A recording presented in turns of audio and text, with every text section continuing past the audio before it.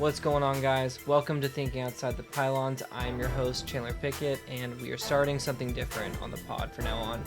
I'm going to be interviewing different athletes from all over the country and internationally about certain things and obstacles that affected their life, whether it be something to do with their race, their sexual orientation, their sex, mental, physical abuse, anything like that. That is what my podcast is going to be about. And to start this off, I will be speaking today with John Burt, a former Texas wide receiver as well as a track athlete.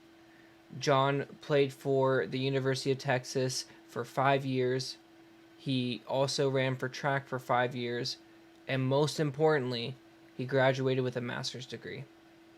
We're going to talk about how switching coaches truly affected his mindset and his life in the sport that he played and loved, and everything that happened through his entire college career. It is very important to understand that we are not alone in all of this, and it was a pleasure talking to John and learning more about him. So I do encourage you to stay for the entire interview, to listen to his story, and thank you for listening. I'm going to throw it over to me interviewing John. Enjoy. What's going on, guys? Welcome. Today I am with someone that I really am excited to speak with. It is John Burt, the former wide receiver and track star from the University of Texas. How you doing today, John? Doing all right, man. Thanks for having me on. Of course. How you been? What have you been up to? What's the life of John like right now? Yeah, man. I haven't really been up to too much.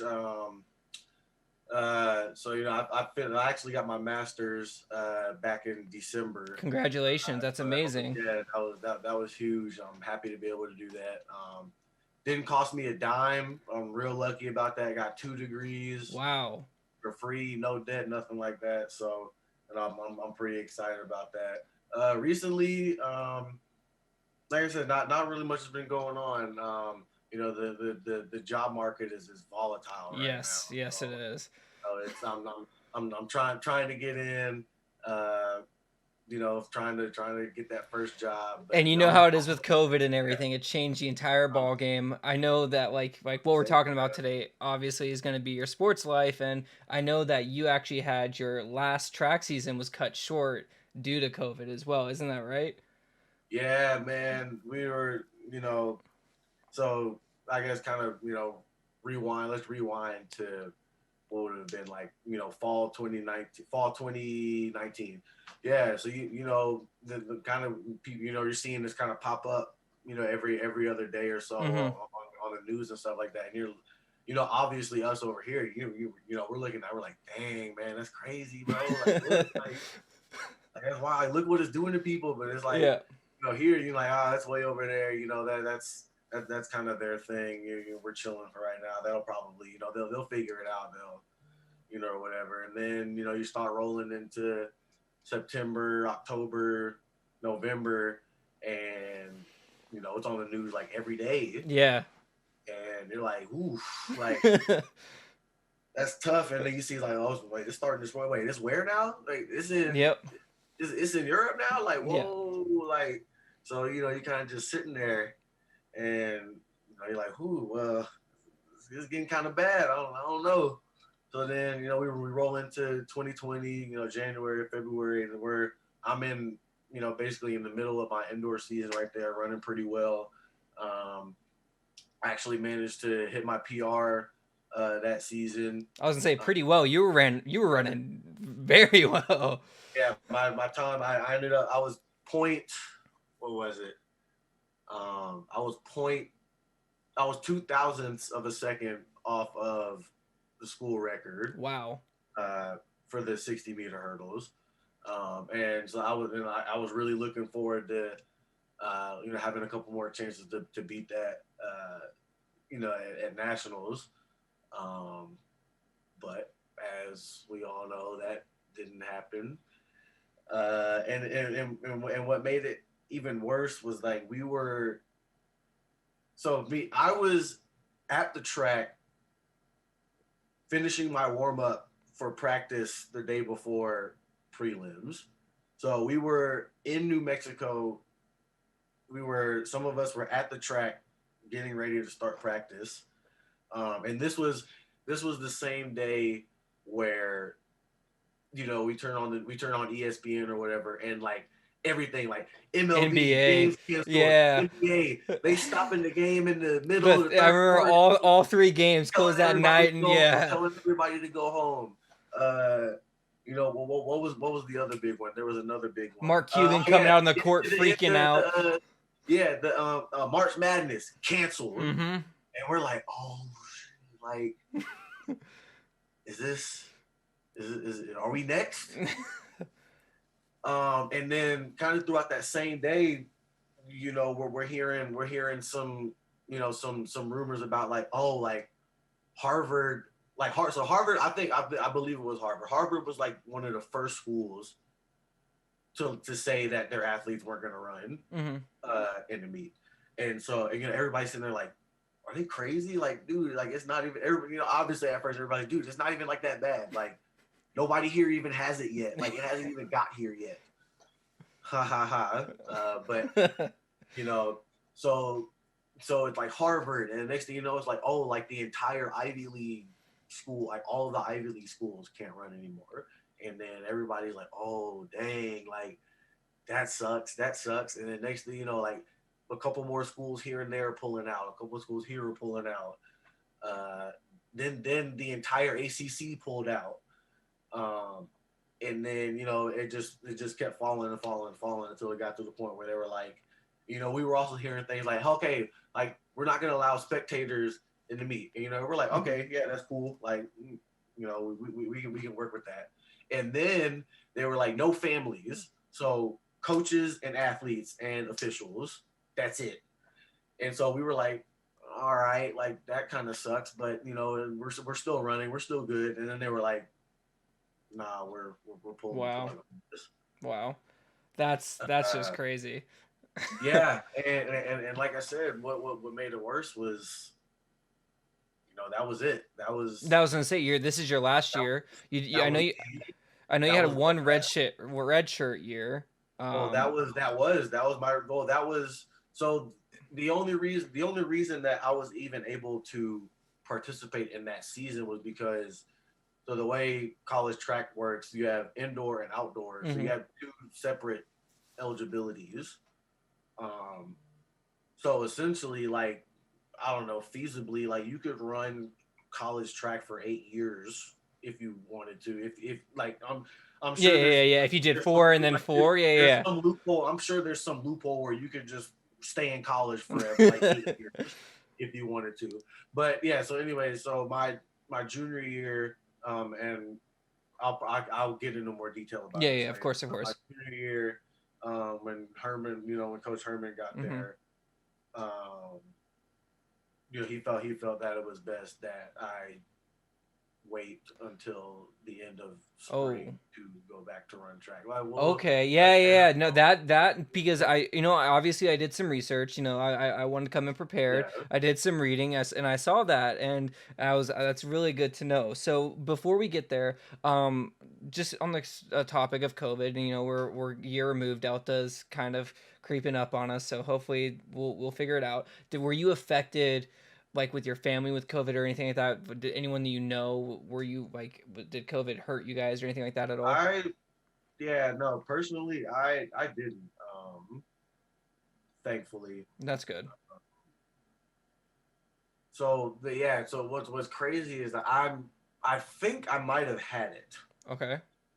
And but I think I might have had it like before we even like knew what it was. Yeah, I think everyone started looking back like, wait, I was sick around that time.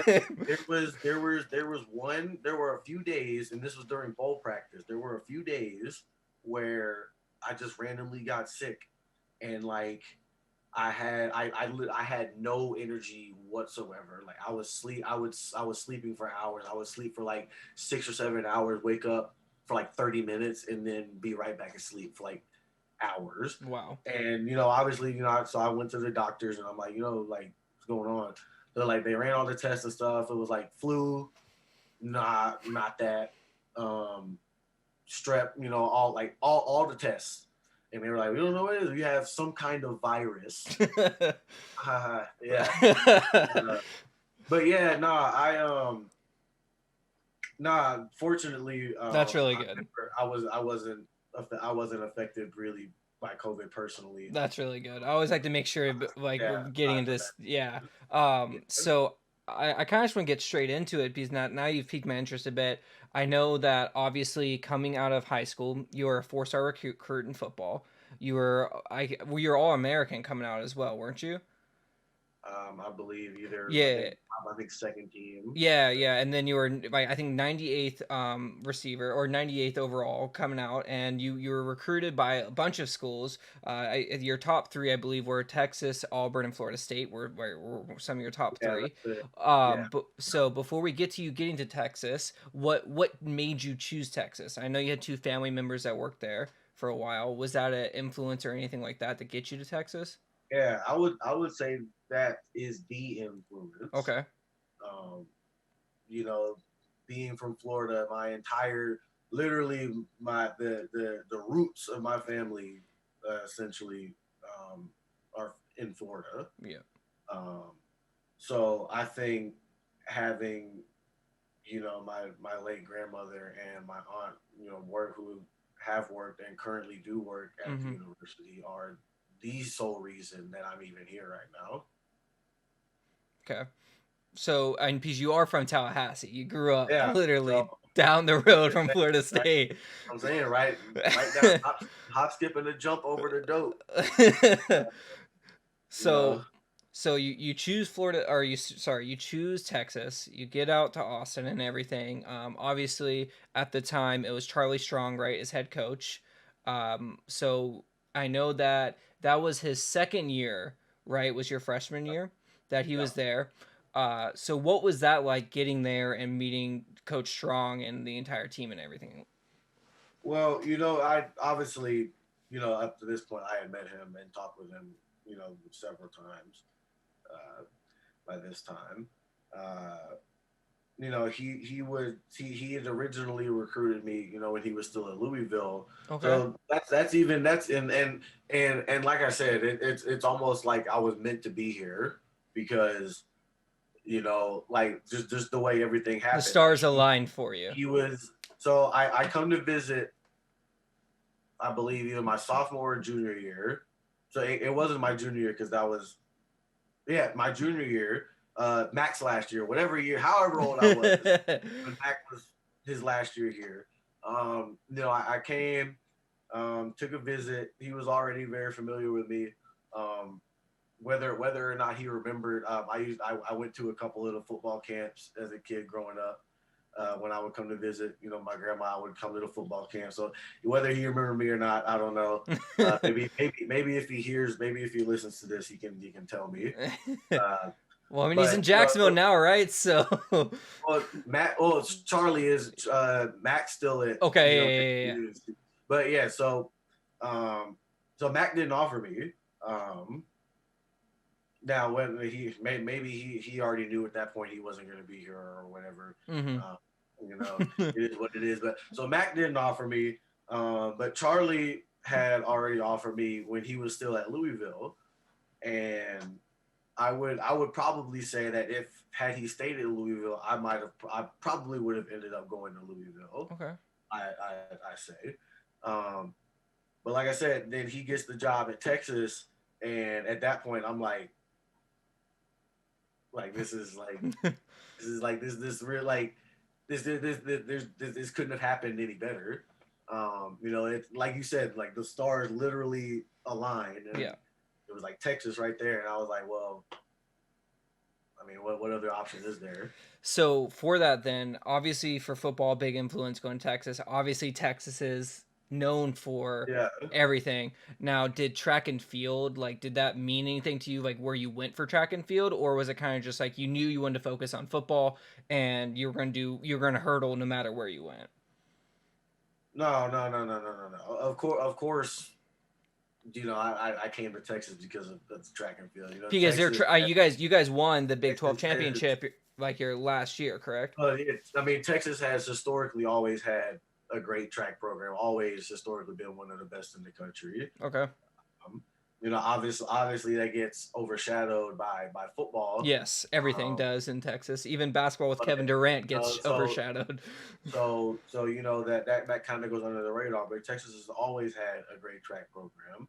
Um, and yeah, so when and that it was quite literally 50-50. I took each half, well, obviously not 50-50. Yeah. At sports wise, it was 50-50, so that was something that played heavily into my decision. Um, and I told every coach who I met with the same thing. Um, if I come to play football here, I'm going to run track and I'm going to run hurdles. That was my only condition. Was that if I come and play for you, you have to let me run track. You have to let me run hurdles. Like it wasn't there was no Mm-hmm. negotiating on that.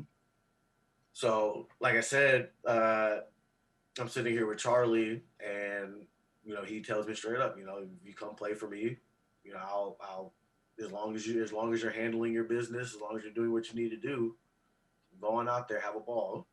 And so I was like, cool, let's get it. Well, I mean, you said that, and your freshman year, you straight up went out there and you balled for football. Like you Yeah, had two of the longest receptions as a freshman in Texas history. You went out there, you played amazing. I mean, you were leading receiver, correct, on your team with the yeah, second leading receptions. I mean, you came onto the spot. I know you guys didn't win very much, but like you came onto the spot balling out for your freshman year, which is crazy.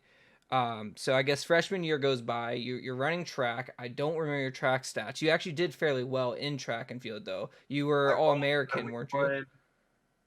Was that we won? So we won outdoor. We won Big 12 Yeah. outdoor that year. Yes.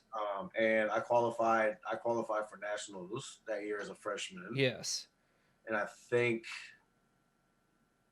I might have had like one of the top five fastest times as a freshman that year. Yeah. Yeah. I might be I I might be remember reading some stuff about it. You had I it. might So be I might be remembering that wrong, but the no. first things, yeah, I qualified for nationals my Yeah. first year out there. So So your freshman year, you really played amazing both yeah, sports, trying to that handle was school at yeah the that same was that time. was that was a good year. That was a It was highlight a of good year. the life Freshman kind of year, year. freshman year Um, was a good year. so now your sophomore year, which is now his last year coaching there, Yeah, because you guys didn't perform very well as a team. Um, so what kind of like conspired there? What happened your sophomore year that kind of everything slowly made a turn? Because I feel like that's where everything started to make a turn. I don't know, and I still think about this sometimes. Um, so we start the year pretty well. That was the catalyst for the whole Texas is back movement that everybody talks about all the time. Yeah, Um, that was a 3-0 we, start, wasn't it? well, it was the 3-1. Okay. I think it was 3-1. Uh, so we play. I don't remember who we played the first game. I think it was UTEP or something or Mm-hmm. whoever it was. So we play UTEP, win that game. Second game, Notre Dame game, crazy double overtime win that game. Um, that and so we're playing Notre Dame, and it's I dropped that first ball early in the game, um, and then I come back and make that second I was one. gonna say you made it, didn't you? And then I think, and then that was a really good game. I think that was one of my 200-yard Yep, it games. was. Um, and then I don't know, something just changed after that game, or after like shortly after that game, not immediately after. And I don't know, like yeah, like I mean the stats don't lie. There was something changed and something happened. Um, and I don't think I ever really fully recovered from that. Do you know what that might have been that really hurt you or hit you? I don't know because, and I'm looking back on it, and the funny thing that people don't won't know about that first drop in the game was that I dropped that exact same ball on that exact same play in that exact same spot in the spring game, going in the same direction, everything. It was like a mirror image. Um, so I don't know that some wacky voodoo. I don't know whatever. Yeah. It's like something happened. Something just a switch just flipped, and I was started. I had a bunch of drops and just wasn't really playing all that well. And then I lost playing time because of it, obviously. And then I felt like I wasn't necessarily fully prepared. Like it's hard to perform your best when in the back of when you have the idea that if I mess up one time, I'm getting taken out of the game in the back of your head. Like it's really hard to perform that way, and kind of going through this mental kind of journey that I'm going on currently. I'm better able. I kind of understand what was going on back then. Whereas like I internalize a lot of I internalize the want to succeed so badly that I push, and I kind of I try to do more than what I need to do, because the wanting to succeed sometimes overrides my ability to really perform. And it was something that and that was something that I dealt with a lot going forward, just psychologically, just having to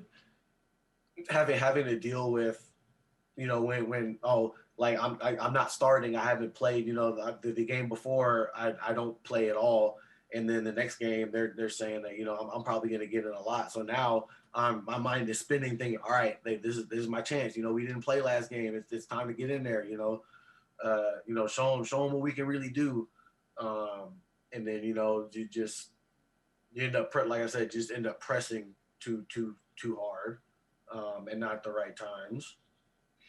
Because right now you're 19, 20 years old. You're going into 24. just say again. No, I mean no. So, yeah, sophomore. Yeah, yeah, yeah. Yeah. So you're 19 or 20 years old. You're going into these games. You feel like you haven't performed your best, and it's not like the NFL where you maybe have 5 or 6 receivers on a team. College, you have 10 to 12 receivers on each team, anyone that can play, and it's shifting every week. Game plans changing every week. You feel like you have the opportunity, and you feel like once you mess that up, there's so many other people to choose from, right? Like, and it's you have to make sure everything is perfect, everything is on a dime, and you get to that point where you're searching for perfection, and you can never reach it in your mind, and it just gets you into this stumbling mess, right? Like, it gets you so overthinking everything that you get into the moment of like, this has to be perfect. You're probably game planning more than you usually are. You're probably overthinking everything. You're probably going out there making sure your cuts are perfect. You're making sure like both hands are up. Everything is just perfection, and you get out there, and in the game you're like, all right, I got this, and then your mind probably just goes blank. It's like you Yeah, I forget mean everything. that's like it's like some people say they have I have test anxiety or Yep. something like that. It's not to say that they're not smart. It's not to say that they didn't do their homework or whatever. I was doing the homework. I was like I was great in practice. Um, I would be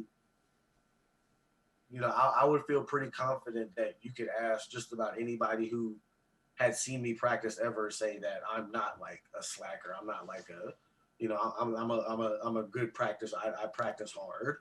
You know, Mm-hmm. I like to, at least I like to feel Yeah, that way. yeah, of course. That's the impression I get from, other coaches and other teammates that, um, but it's just like when you get to the game, it's different. It's obviously it's different, but it feels different. It's even though I've been, doing the same thing for however long it had been at that point, since I was 6 years old, 13 years, Mm-hmm. 14 years playing football. Um, I don't know. I guess for me, it was something about being here, being at Texas, doing everything that I said I was going to do, when I was a kid. You're thinking about that, and you're thinking about, the you're just everywhere, um, in your head. Yeah. And I feel like I'm a very good compartmentalizer, Mm-hmm. but I don't know, it was something about when I would get to games, um, and having to perform, where the compartmentalization kind of just it just I just wasn't able to do it more and And more. I could be wrong. This is what, 2016. This is kind of the year that Texas did. You guys started out very well, but you guys kind of fell off the map at the end of the year as a Yeah. team, not just you. And that's Charlie Strong's last year there that they get rid of him. So was it just something that you felt like you were feeling, or was it something that was kind of like, was it a bug that was going throughout the entire team, the coaching staff? Could you feel a change in the air with everyone, or did it feel like it was just you that you felt this way? I feel like you could say it was kind of both. Um, and like I said, the end of the season was hard. The second half of that season was hard, because like you said, we started off hot, um, and by the end of the season, we're fighting we're on life support, Yeah. and then you get to that Kansas game, and then it was hard. It was hard for a lot of people. It was hard for the whole team, but it was especially hard for. I felt like I felt like my class took it the hardest, and I feel like my class, because we were his first recruiting class at Texas. Mm-hmm. So my class, we almost felt like we had a responsibility to him to keep him there, because we all knew it. Everybody knows that most people didn't want him there, and I know I made a conscious decision, because, like I said, I could have gone to Alabama, I could have gone to Ohio State, I could have gone to USC, like that would have been easy. But me, and you can ask anyone, you can ask Malik, you can ask Charles, you can ask any one of them who came in with me. We actually talked about this. We made a conscious decision that we were going to be the ones that got the fire lit up under Texas, and we were going to be the ones that were going to start this new movement and bring Texas back. And I stand on that, and I know all of them will stand on that. So, like I said, it was hard to go out there every game, and we're at that point, we're not playing for, you know we weren't playing for Texas at that point. We were playing for Coach Strong, Wow. and well, and Yeah, let yeah, me, no, no, no, no. I get what yeah, you mean. yeah, I'll just clear it. Yeah, so we were playing for Coach Strong, because like we knew what kind of coach he was, and we knew that our product on the field wasn't a direct representation of what kind of coach he is. And so, obviously, I feel like there's a lot of, it's contradictory. Like, the more you want something and the more you press for it, the less likely you are to actually get it. It's a weird kind of Hmm. dynamic that, that we have to work with in a lot of different things. Um, but like we said, we're pushing and pushing it harder and harder, and we're playing hard, and we're not getting the results we want. We're still losing games. And then you get to the end of the year, and you get to that Kansas game. Everybody knew it, because we still could have won. We still could have beat TCU and gone to a bowl game, and save the season. Um, but it really didn't matter Mm-hmm. because we knew he was gone either way. It's Texas football, right? You don't get 3 strikes. It's usually like he's lucky he got 3 years, right? That's the thing about it. We were playing. We were, you know, it really didn't matter because we were all kind of just, at that point, just like, well, everybody was kind of, looking forward, even before the TCU game, everybody was kind of looking forward, like, well, what's going to happen?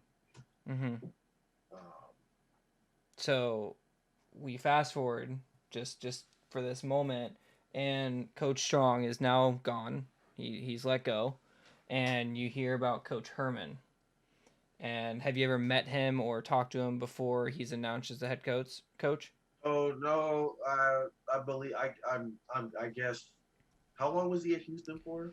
I'm not 100% sure. I am. It was probably I, three it was years. like 3 or 4 years. So That's what I thought. basically, I just need it for a frame of reference. Basically, he had been at Houston the entire time I was in high school.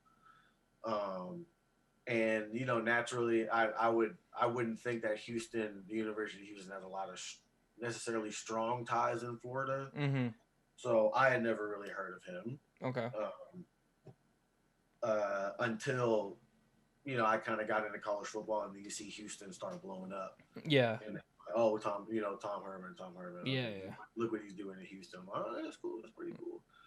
Top 25, So, first time in like 25 years, stuff like that. yeah, Kind of and thing, so they had that. Who they beat Florida State in the, what was it, the Peach Bowl or yeah. whatever. That was huge. And so word kind of gets around that, hey, we're getting a Houston coach. And me personally, I was like, well, honestly, it really wouldn't have mattered who they had brought in. My entire mentality at this point was like, hey, this is a fresh start. You didn't play so well last year. We got to get back. We got to get back to form. So I went into this. That's 27. I went into that 2017 season. Pretty optimistic. And so, naturally,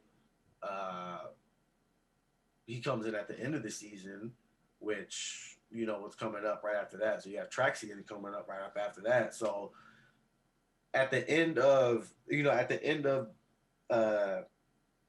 Charlie Strong's year, I'm thinking, all right, well, it's time to, train. I'm getting ready to transition into track mode. Mm-hmm.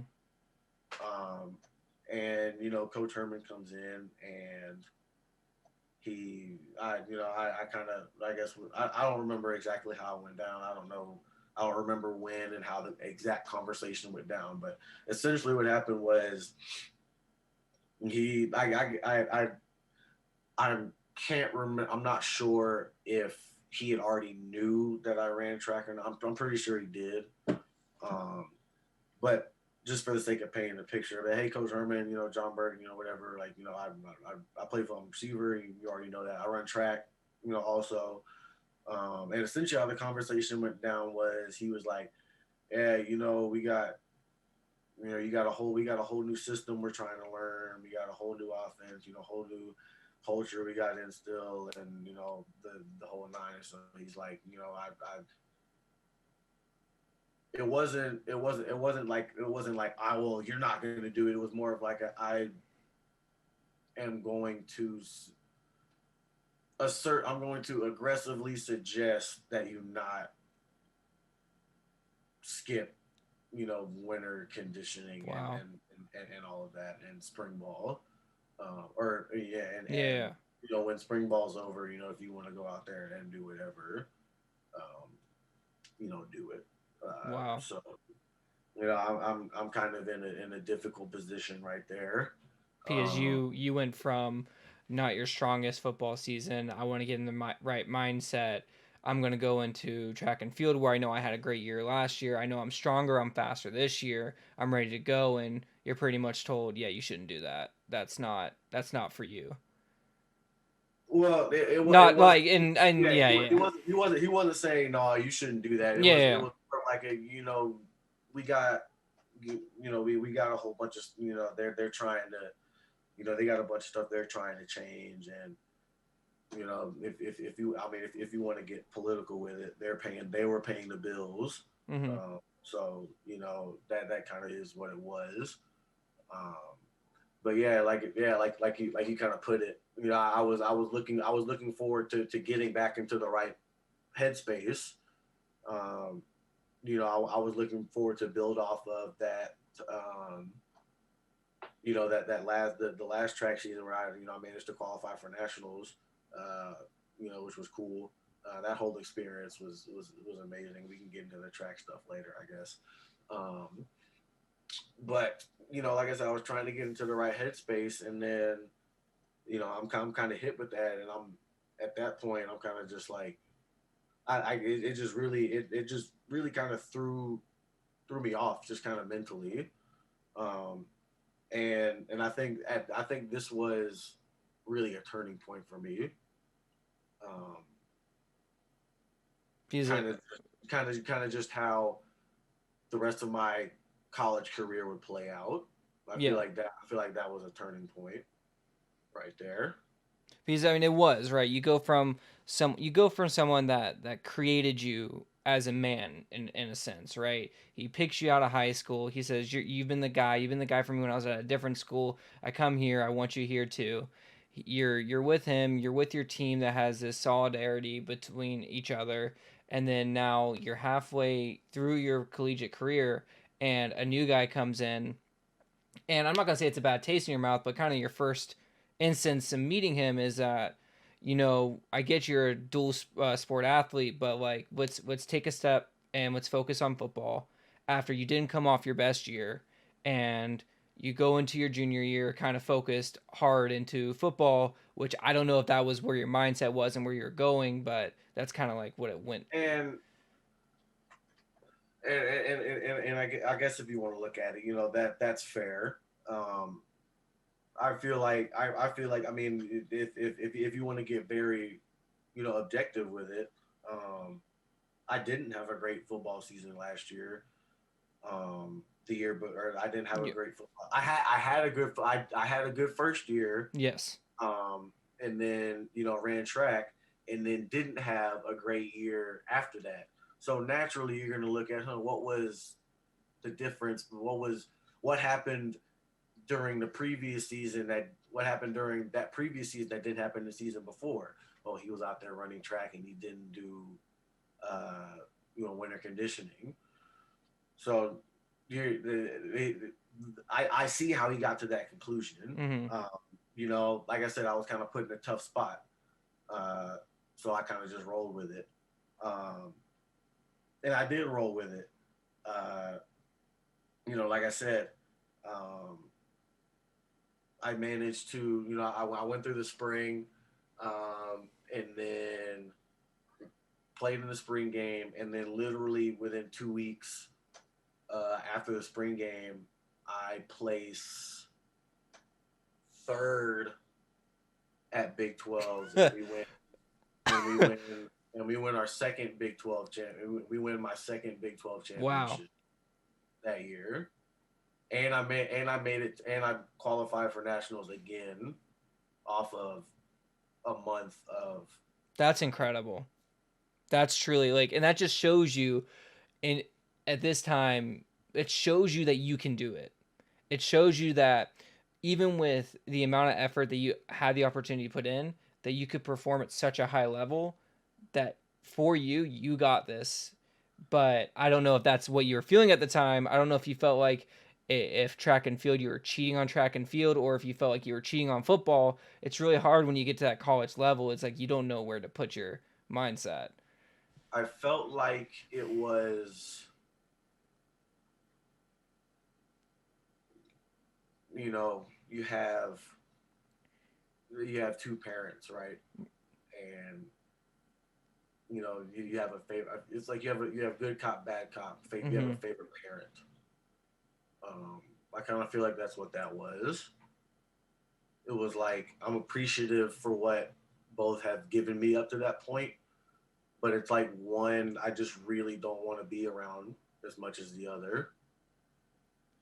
is really kind of how I put it. That's Um, that's actually really good because you're going to football, I'm guessing, which is bad cop in the situation.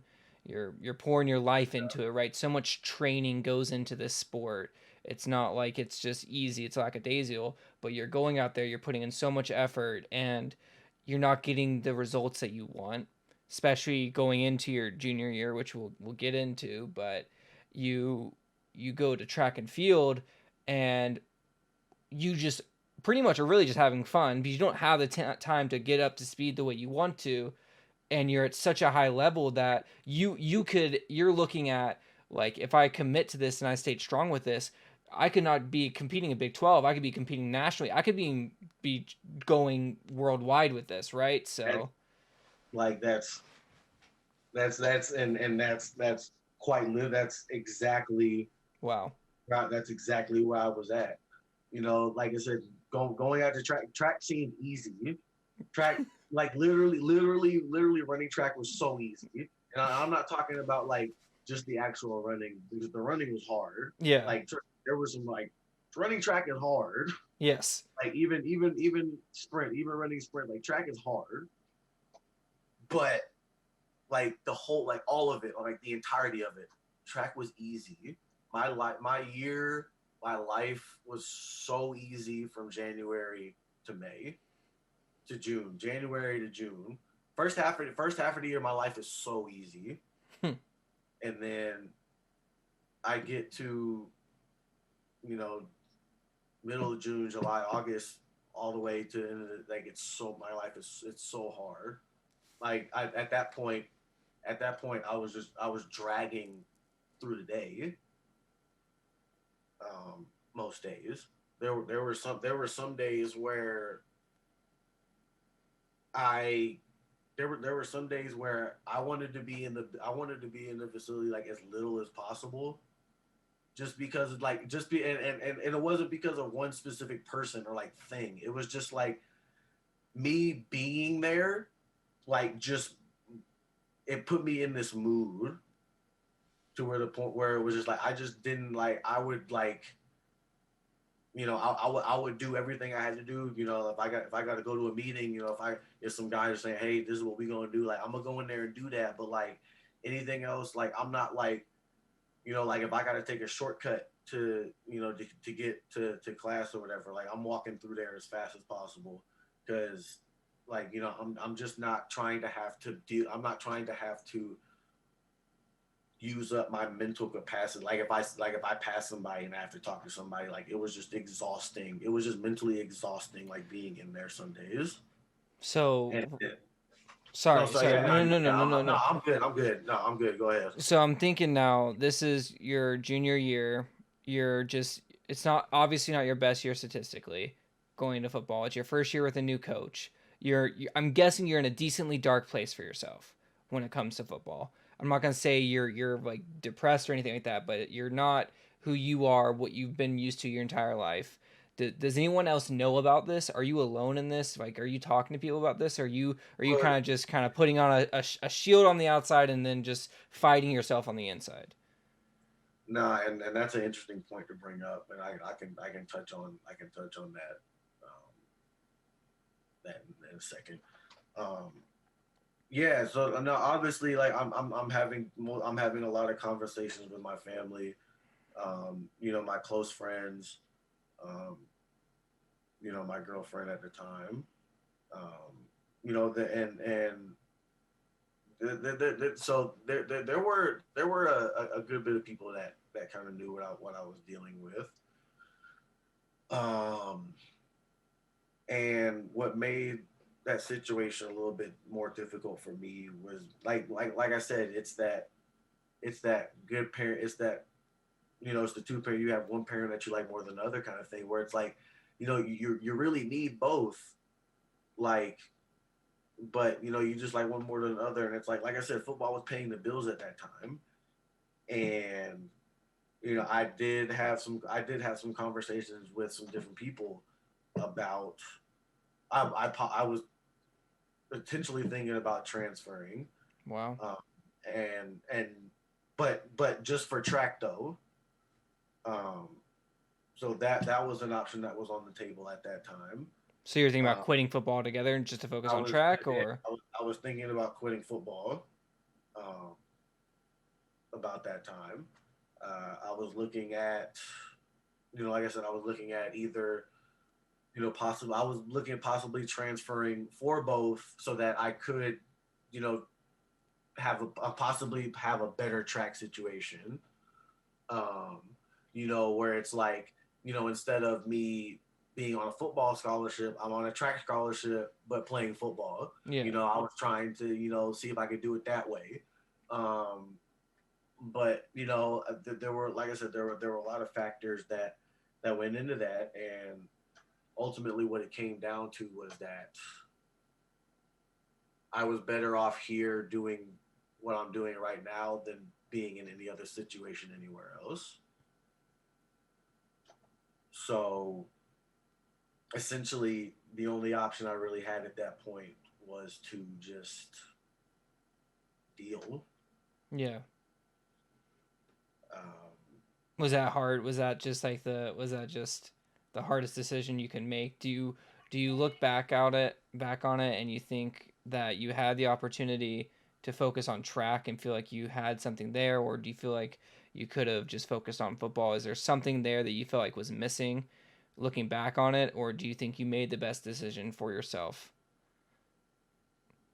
well, I mean, obviously, I made the best decision I could have made. I mean, how many people can say they have a master's degree And from a that's the most university? important thing, is at the end of the day, you did something that a lot of people say they don't have, is that you were able to go to school. No, I want to grab something. I'll be right back. Yes, sir.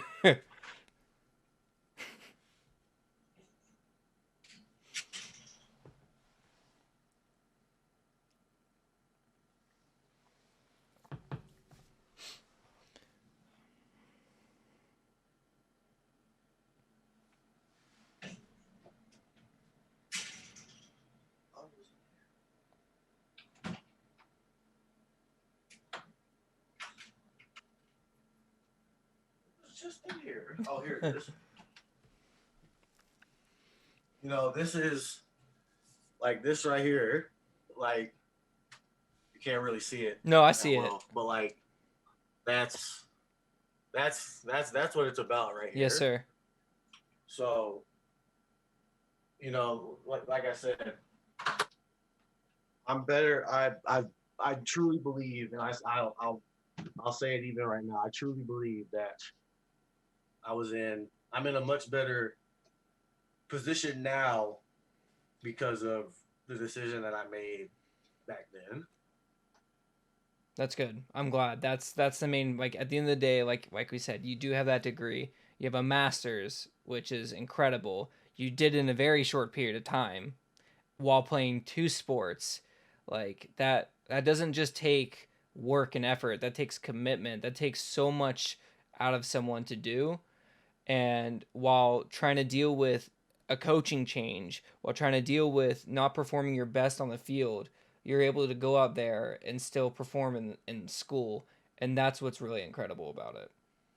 Yeah, you know what a lot of people either might forget or don't realize is that I went through coaching changes in both sports pretty much almost about all back to back within a year of each other. Wow. Um, we got a new head coach for football, and then literally the year after that, we got a new head coach in track. Um, so basically, I had so if I do the math, I've had two head coaches, four offensive cord, four offensive Wow. coordinators, um, four receiver coaches, and two hurdle coaches. So I've had like I don't know what is it, like 15, 12 different Yeah, coaching 15 changes. different Yeah. coaches, that I've dealt with, um, throughout my time in Texas. So yeah, it's a lot. It's a lot to have dealt with. It was a lot to navigate. Um, but this was what we had to do. Yeah. So I'm thinking about this, and it's the fact that how much time are you spending at this point studying just a playbook alone on top of schoolwork, and then every single year pretty much of your college career your playbook is changing or evolving in a completely different manner. Yeah. I mean, it's a lot. Like we're in meetings for hours. Yeah. Um, we got the iPads with us. That with the playbooks on there, and we got practice. Practice. We can watch all the practices. We can watch scouting reports. All of all of that stuff. Whatever you need on there, game film, practice film, teach tape, drill work, Yeah. technique, stuff. Anything, everything's on there. It's a lot of, there's a lot of there was a lot of information that we were having to, to Obtain and to remember. Yeah. yeah, Yeah. to retain. And it took a lot. It took a lot of hours. Um, but we managed it the best way I could. I think I did. Obviously, I did fairly well with it. Yes, I think so too. So now we're in your junior year. You stay healthy throughout your entire junior year, right? Yeah. Okay, so I know you had the record for the longest receiving catch without a touchdown in Texas history. Yeah. I bet you got a lot of shit on you on that one. I still do to this day. Yeah. I mean, the only thing I can really say on that one is, it was like that was one of the hottest games of the year. That was a 2:30 game, Oh my god. and so it was like 95 degrees, and on that turf, like it's like it feels like Yeah. 110, Yeah. like 115. So it's hot, and running 90 yards After running a route. yeah, running 90 yards and trying to keep your heel like 4 inches off having your heel 4 inches off the ground above like the sideline. Yeah. So I did the whole tiptoe thing. Yeah. Trying to keep your heels off of the sideline, but also trying to run full Sprint, speed, outrun a defensive back. Run around people. You get tired, and I got to I'm at the 7-yard line, and I see the dude right there, but so I try to do when the stiff arm push off deal. I did that exact same thing when I caught that Notre Dame touchdown. I stiff armed the dude, and he kind of pushed Project me forward. You. That's how I got. So I tried to do the same thing again, but the dude got lucky and he clipped my foot. But I mean, we scored the next play. I was gonna say you guys scored on the drive, so the point is moot. It's fine. Next play, and Sam can have. I don't remember. I think it was Sam. Sam can have his touchdown. But so you get through your junior year. That 90 yards was like a majority of your receiving. What was it like going into that junior year with a new head coach, a new system? Like, did you feel comfortable? Did you feel like it felt right, or was it just felt like something was off? Well, yeah, like I said, I went into that season, pretty optimistic. I don't believe I started that year. At least at the beginning, I think I might have started like 2 or 3 games that season. So I wasn't particularly, ecstatic about that, but that kind of is what it was. I just had to make the best of my opportunities, which, if you ask me, were not many. Mm-hmm. Yeah, I just don't feel like that. I just don't feel like I was necessarily given as many opportunities as I either warranted or earned, in practice. And I kind of felt like that was the case, really, kind of going forward. It's never, and it's never 100% one-sided, but it's like you get to a point where you do what you're supposed to do, and you're not getting what you're supposed to get in return. So you get to a point where it's like, why am I supposed why should I even keep doing what I'm It's supposed to like a be doing? relationship, and that's Yeah, what you're talking about, like a true relationship where you're not getting the same out of your partner that you feel like you're putting in.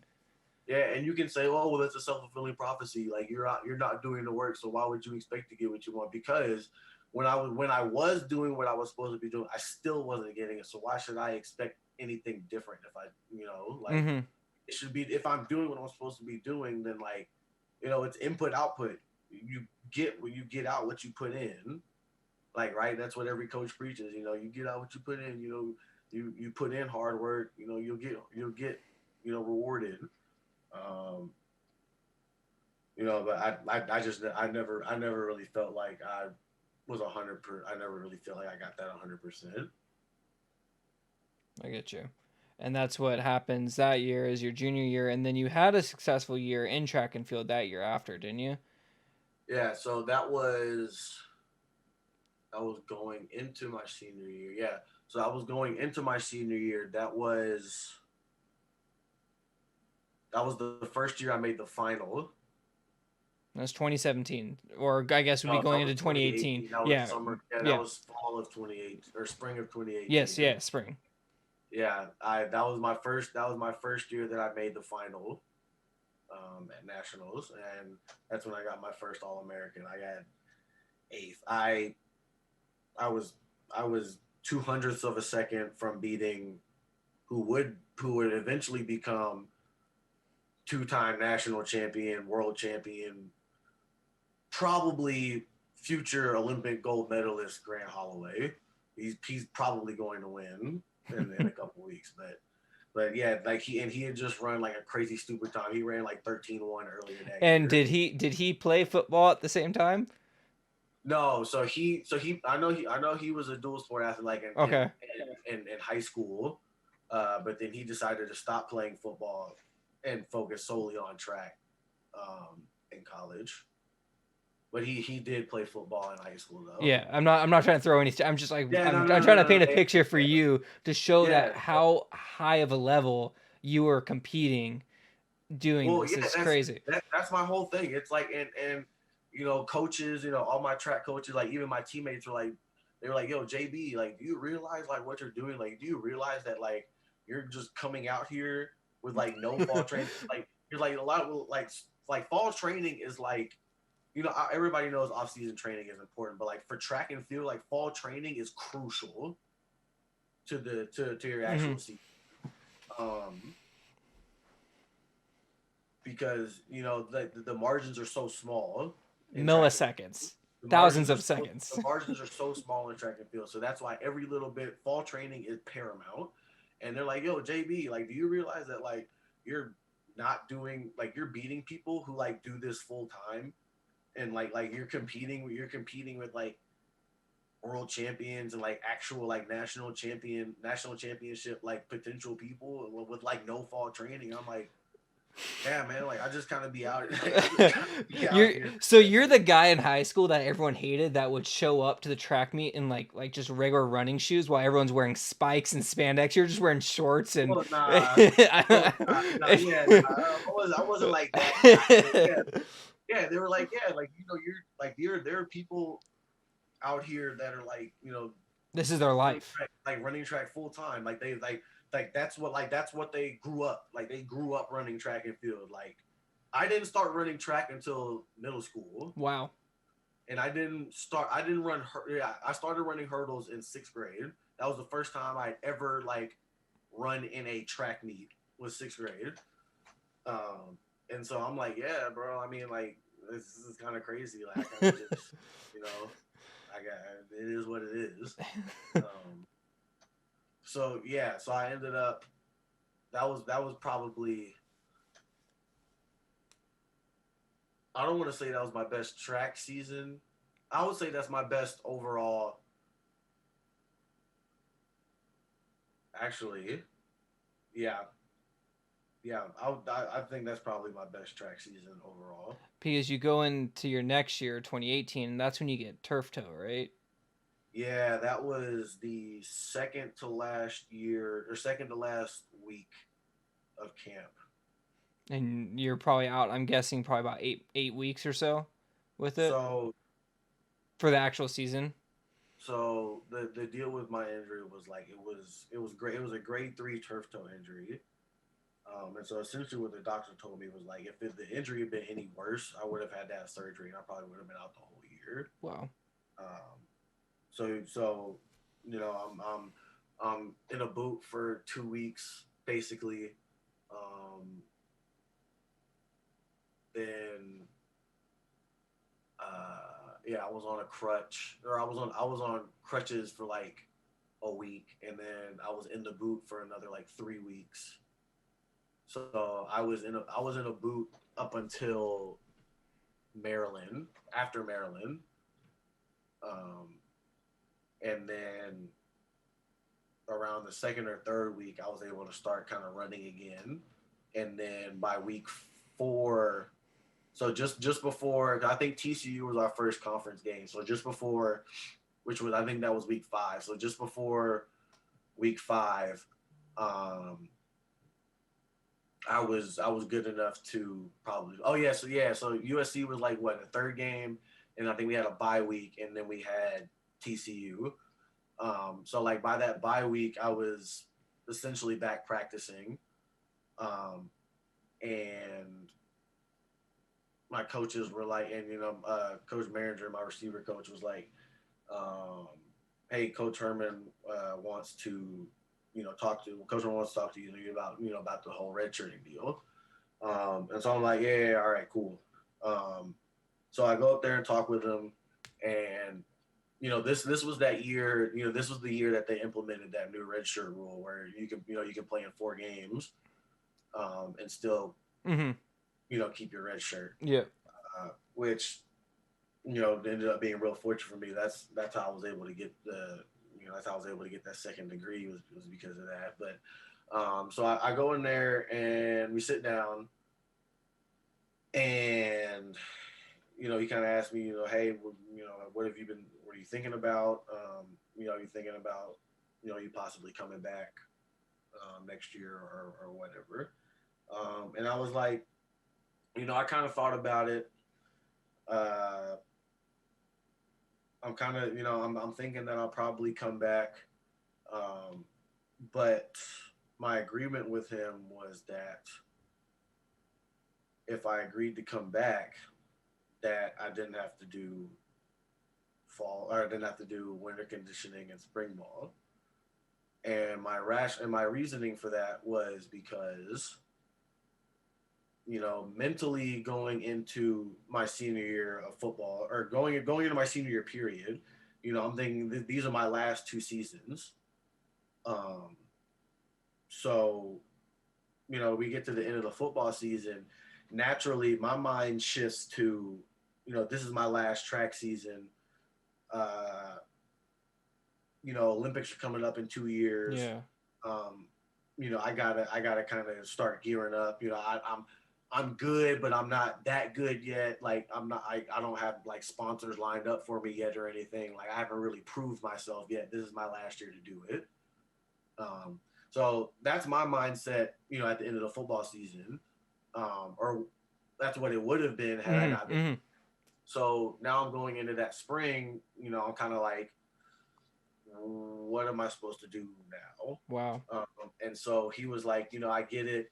Like you were expecting to go into your senior season, not having to worry about football at all, like not having like so I could go balls to the wall this track season and not have to worry about what's coming after that. Yeah, you don't have to I don't save have to worry. yourself. You're running I don't out have to worry there. about football after that.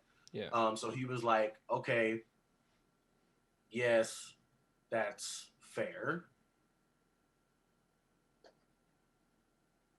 Um, but he said, and his caveat was like, okay, I'll agree to do that, but you have to come back next year. And I said, okay, yeah, that's fine, I will. And so we shook hands on it. And so essentially that's what happened.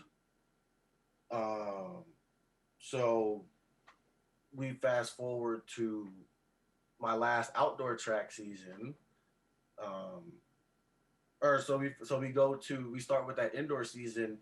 That was the first year that I made indoor nationals. I never made indoor nationals um, until that year, so that was my first time, and that's where I got my second All American. And that was a 60 hurdle, I right? got fifth. Yeah, I got fifth. Um, so I'm running. I'm hot. Like I'm running well. I PR'd. Like that's when I got my first Big 12 indoor championship that year. I had a great indoor. I had a great indoor season. Um, and then we get to outdoor. I run at Texas Relays and I get third. Uh, so that was my best finish that I ever had at Texas What spot Relays. did you run? Um, you mean like what lane was I Yeah, in? you know, like no, like first, second, third, or fourth, like last leg, like because you're doing 4x1 at that time, right? No, I was doing hurdles. Oh, okay. I You're was still doing doing hurdles, still doing 110. actually, Okay, yeah. I'm lying. I'm glad you mentioned that. That's my third All American. No. That's right. I was yeah. well. So I had second. No, it is my third. I was second team All American my freshman year on the 4x1 Okay. because we just missed the final by like 1,000th of a second. So I was second team my freshman year. So yeah. So that was my second All American because my third one was last year. So yeah, so I digress. So I'm hot. I'm hot. You know, Texas Relays, great race. Um, and then we're at a meet up in A&M, and the weather's kind of bad. The meet's kind of been in a rain delay for most of the day, but we ended up being able to run. And so I go out there. Um, hadn't really been running that great, or the week before I didn't really run that well. So I was looking to bounce back. Um, and so I'm in the box. There's like it's me and two other A&M dudes in this heat because either everybody had like pulled out the race or left. So I'm basically like in between two A&M dudes. Like there's one guy just right here, and then there's another guy like 2 lanes over. So the gun goes off, and I'm feeling like I get out kind of slow. I was actually the last one to the first hurdle. So I'm going, but like by hurdle 3, like I'm just gone. Like I don't even see them anymore by like hurdle 3. So I'm going. I'm on a PR. I'm on PR pace, and I don't know what happened. Like I come off of one hurdle and I kind of take like a not like a stutter, but like I could tell like something felt a little bit off about this landing step that I took off of the hurdle. So I tried to power through and I lift my leg up and it doesn't go all the way up and I hit the hurdle and fall.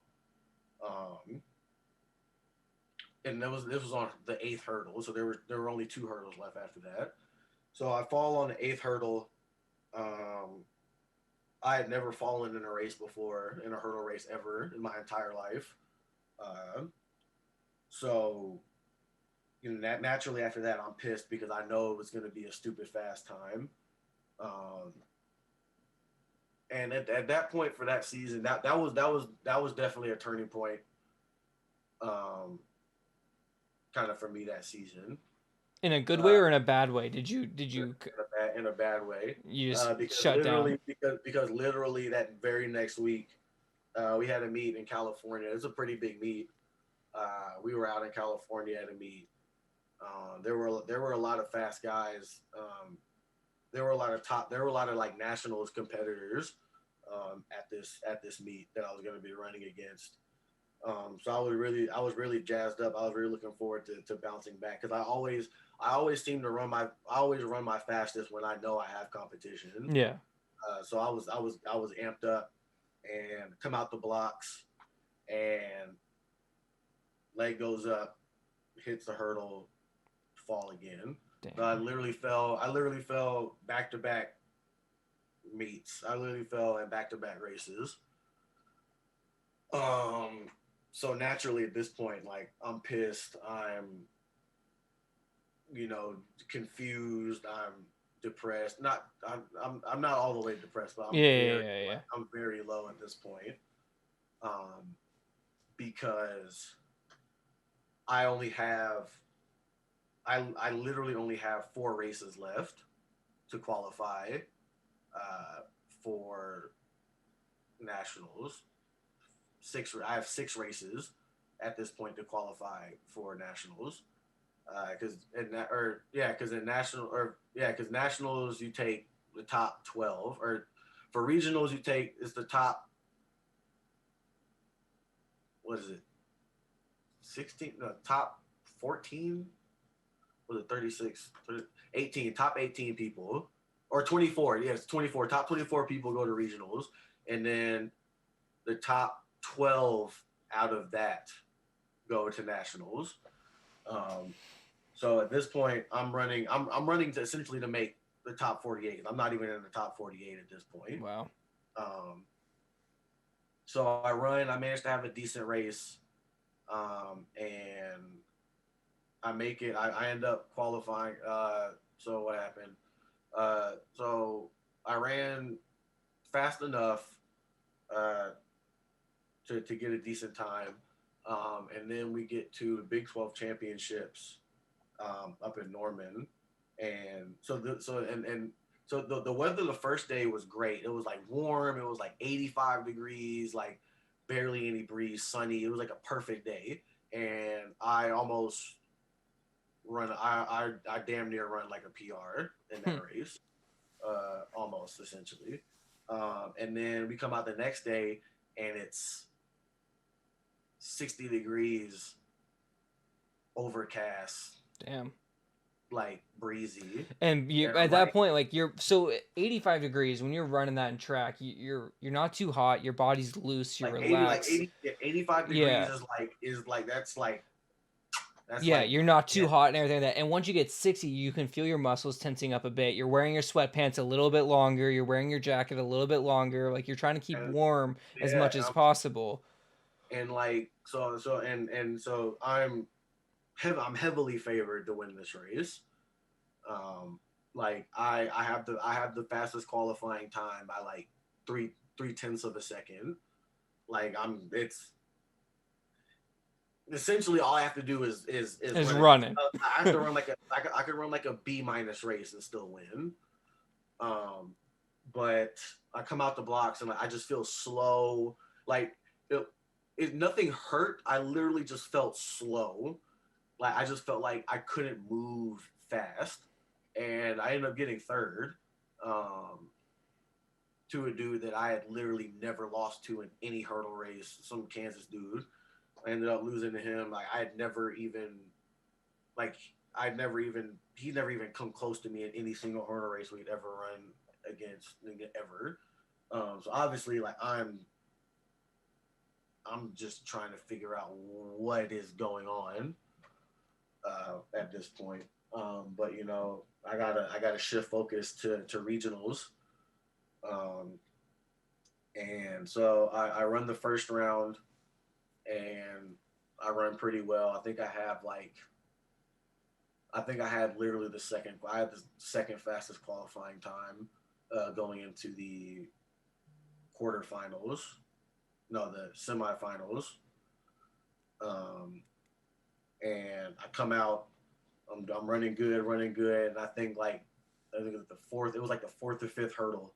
Like my knee, I just got it clipped a little too much on my knee, and just threw me off. And I got last and didn't qualify, and then didn't qualify for nationals because it was top two from every heat, or top three, and then the next 2 fastest times. And obviously, I wasn't in that at all. And so at that point, it was, I didn't know what to. It was like I didn't know what to do. It was like it wasn't real. It was like I was in some. It was like I was in some alternate, reality. It was like I had been thrown into, like an entirely different universe. So looking back at it now, do you see what happened? Do you feel what felt different or odd about that season? Like, was it football weighing on you? Was it Sorry. no, you're good. Was it football weighing on you? Was it just you weren't performing well at track and field? Was it personal things, or was it just didn't work the way you needed it to? I think what it was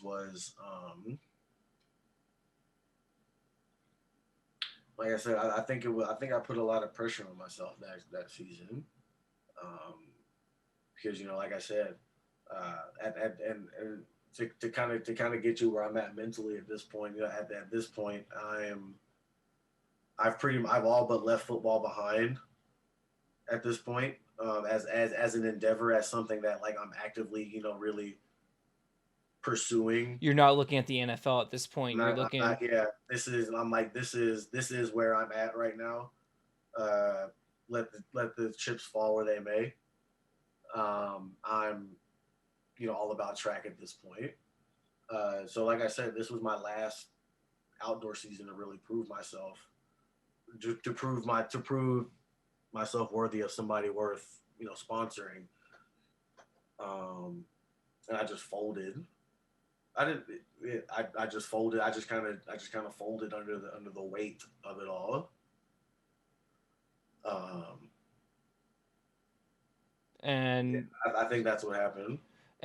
obviously that happens right before you have your final senior year for Yeah. football because you redshirted. And did that, going back to football, was that in your mind? Was that something that was in the back of your head that you had to think about while running your outdoor season, or were you able to completely get rid of that for at least that season? Was it like I'm on a dream right now, but at the end of the day, this dream I'm gonna have to wake up from, and I'm gonna have to go back to reality, which at this point is what you feel like is football is just a lot harder than what you're enjoying with track.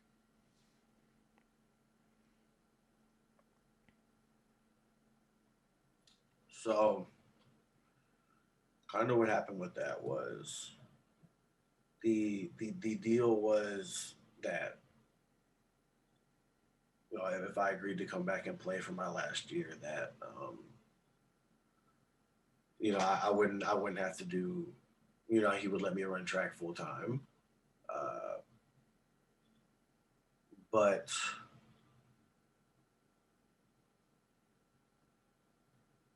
you know, had I what where I was kind of at was like, if this track season turns out to be um,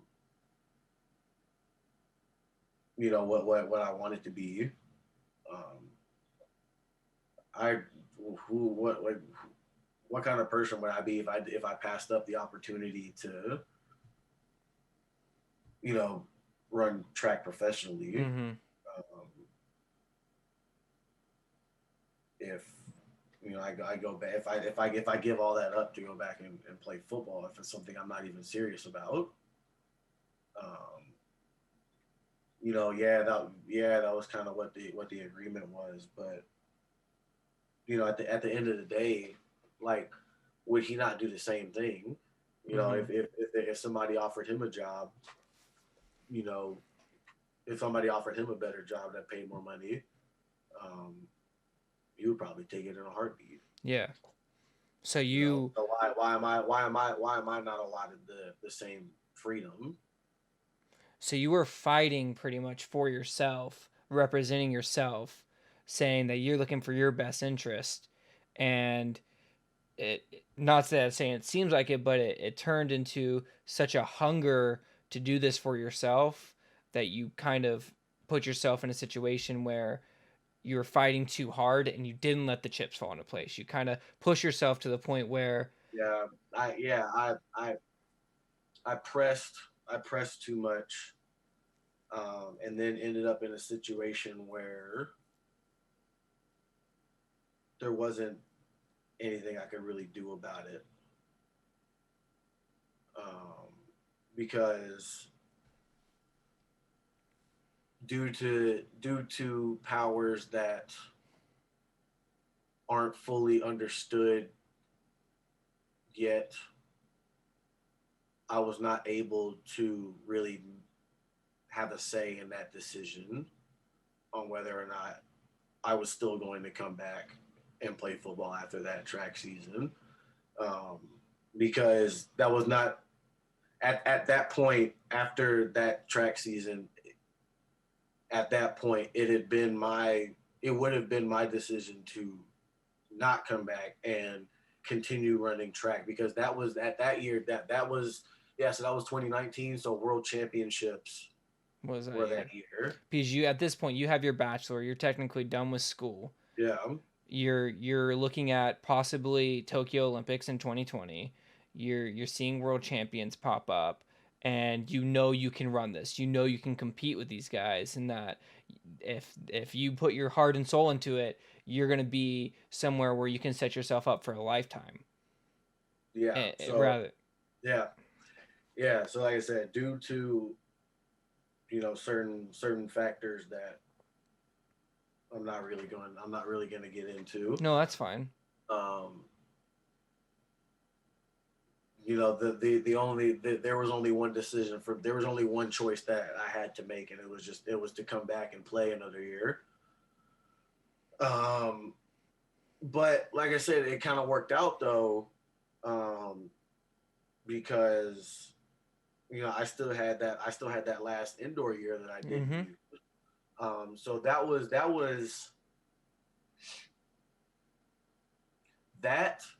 I would say if I had to rank the reasons why I ultimately really decided to come back, was because it was extra track season, masters, and then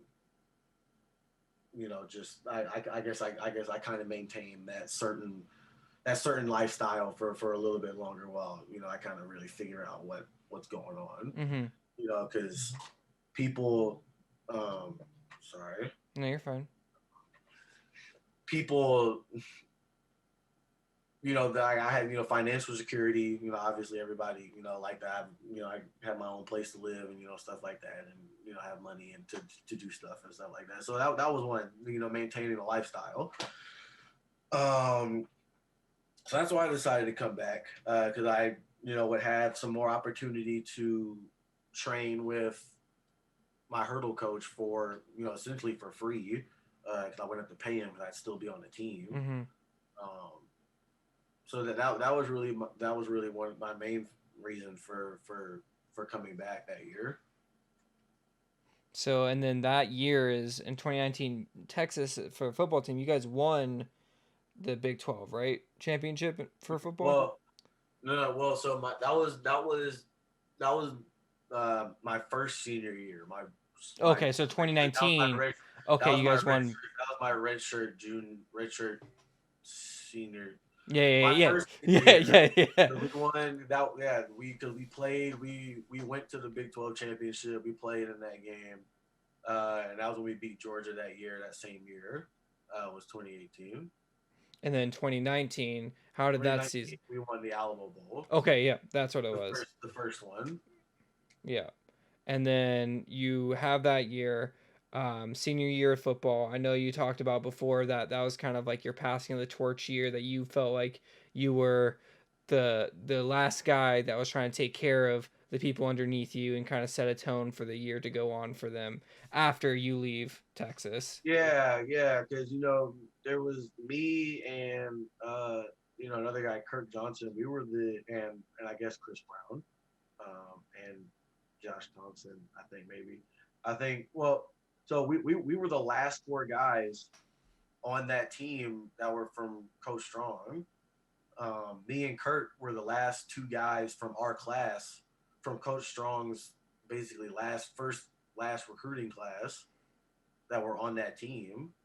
Um, so we were a dying breed, but moreover, being the fifth year senior, being the oldest guy in the room, um, my that I kind of took it upon myself to kind of, that was really what it was going to be. Because, That was your legacy that you wanted to like leave I said, yeah, behind. like I'm not planning on going to the league. Like there's nothing really for me. Like this is my last go. This is my last time, putting them on. Um, so that's kind of what I wanted that last year to be, was me just, getting with, those guys, getting like Josh and Brennan and all those guys, Kai Money, a lot of those younger guys that you're seeing that are playing now, that really really did stuff for us after I left. That was kind of what I wanted to do. I kind of wanted to make sure that they knew, how to be those guys, how to be the guys, in the room, how to be those guys on the team. So that's really what I sought to do. So your last game, you guys win. It's the Alamo Bowl, right? So what is it like taking your shoulder pads off for the last time? Like, I don't know if you remember that feeling or what it was It like, was no, but I no, I'm gonna remember that forever. Um, so going into that last game, uh, whenever you go into the last of something, you always think about other lasts that you've had to kind of judge how you're going to react. So going into that game, naturally, I thought about my last high school game. Um, I lost my last game in high school, and so we were in the locker room and everybody's already pretty sad. Uh, and I'm sitting there in front of my locker and I take the jersey off, and I kind of just look at it and that obviously I start crying. Like I'm literally crying. And I'm like, this is the last time that like I'm ever going to take this jersey off. Like this jersey isn't mine anymore. You know, like that kind of feeling. And so I'm thinking, oh, is that gonna happen? Like I wonder what's gonna happen. But it was different. Obviously, it was different because at this time I feel different. Um, the situation around this last game is different. Um, I wasn't really sad when when after we won the out after that last game. Um, if anything, I felt like this is this is the new start. Like this is the next chapter right here. was Like there that, relief? I don't know if that's the right word to say, but did there it was feel it? relief. I was Because relieved. I was relieved because, like I said, you didn't have to wake up at 7 a.m. the next day to go to practice.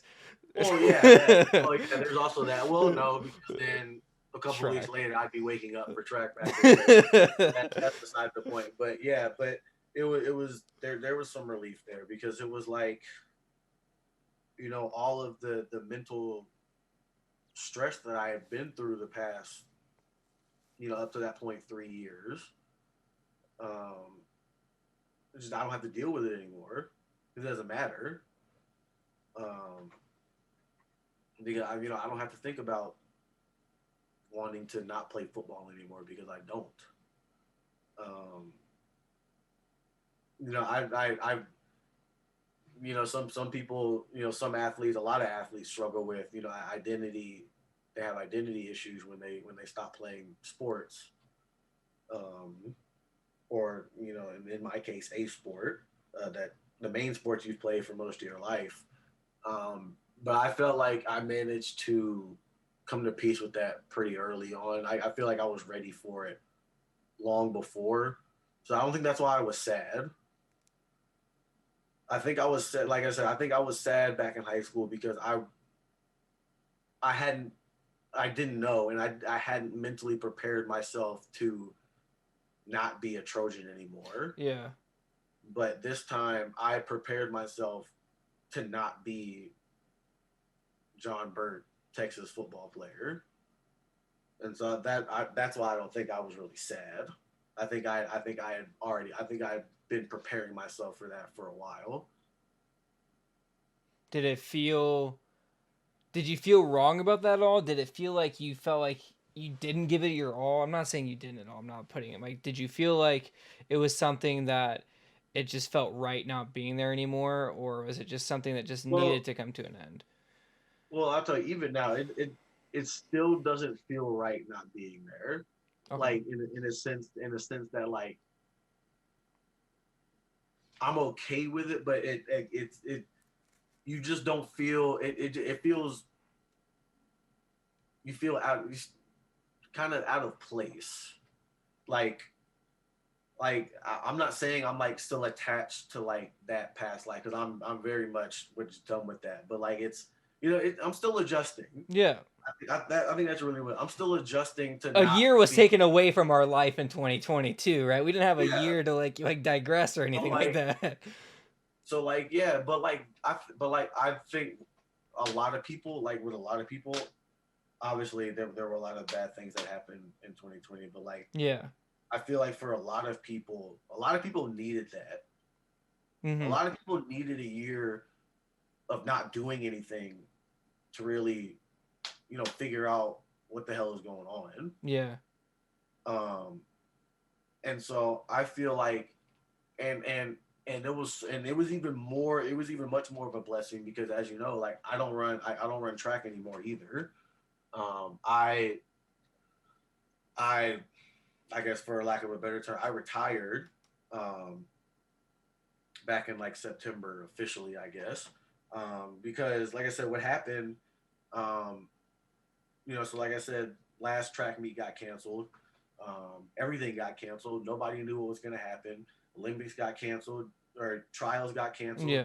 Olympics got canceled. They didn't know if they were going to have it at all. They didn't know if they were just going to move it back a year, 2 years. They didn't know if they were just going to skip it completely and go to 2024. Um, you know, in the track world, nobody knew what was going to happen. Uh, because, like I said, at that point, that's March. Trials would have been in 4 months, and the Olympics would have been in another six. Yeah. So everybody's kind of just sitting around trying to figure out what to do. And I feel like for me during that time, I had a lot of time to really assess what I actually wanted. And what I found out was that I didn't really want the Olympics as bad as I did before.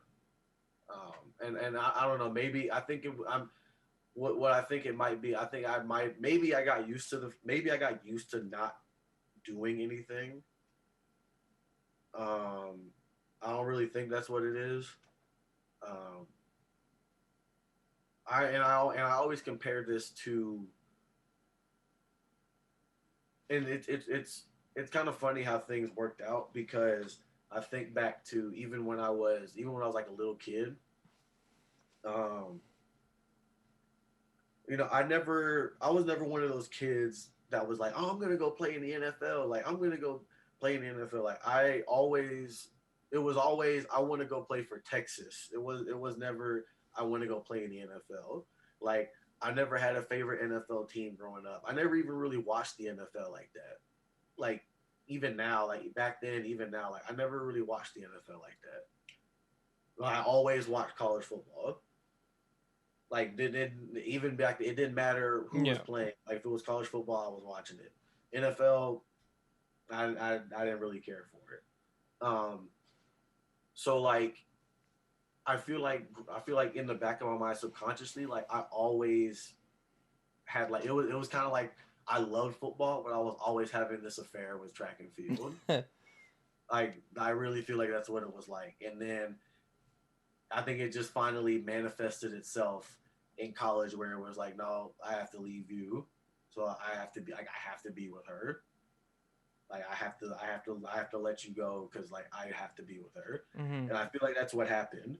And I think it's kind of that same thing where it's like I got to a point where it's like I don't really want I don't really want to do that anymore. I don't feel like that's something that I need to do. I feel like as far as like all of my athletic goals and aspirations, they were here at Texas. and anything else being like I wasn't really concerned with anything else past that. Mm-hmm. Um, so all of that time that we had during that year, I kind of just sat there and was just thinking like, I just don't really want to do this anymore. Like, I feel like I'm ready to, be a different me. Mm-hmm. Um, So 24-year-old John Burt, out of school with a master's, world in front of him. He goes to 18-year-old John Burt, walking into University of Texas for the first time. What do you say to yourself? Do you do it differently? Do you change it completely if you knew what you knew now? Or do you write it out and are you completely satisfied with how you had your career, and are you okay with closing that chapter?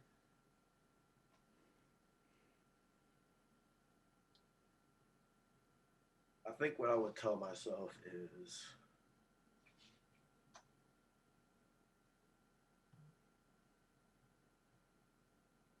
just don't take it so seriously. Enjoy the Like, moment. well, yeah, enjoy the moment, but like, I think 18-year-old me, I think college, because like I said, I think college me just wants things too badly. I think that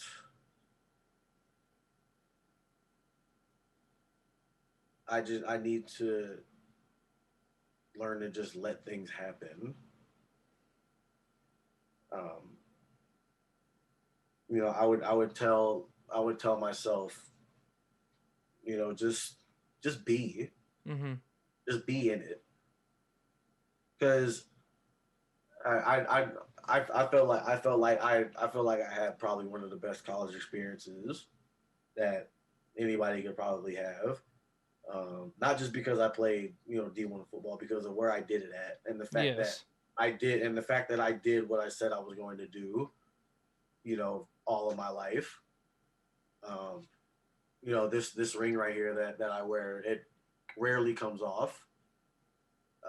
This is the T ring. This is athletes. Athletes Mm-hmm. get these rings when they graduate. When you letter in your sport and graduate, you get one of these. Um, and as I said, my grandmother passed in 2019. Uh, so she saw me graduate. She saw my diploma, but That's amazing. she never saw me get my master's. She never saw me get this, because I was supposed to get it um, in the spring, but they didn't order me one because I was coming back, uh, because I still had eligibility left, so they didn't order me one. Um, and then she ended up passing, and then COVID happened. Um, so I didn't even get this until um, I think I got this like last February, just this past Wow. February Wow. is when I got this. Um, and so I get there, I go pick it up from the stadium, and so I'm living with my aunt right now, because it's free until I get a job. Um, and this is my grandma. This is my aunt. This is her. This was her mom. This is the one that also works, on I was gonna campus. say she's the one that works in Texas, Yeah, as, correct? as we all know. So I get the ring, and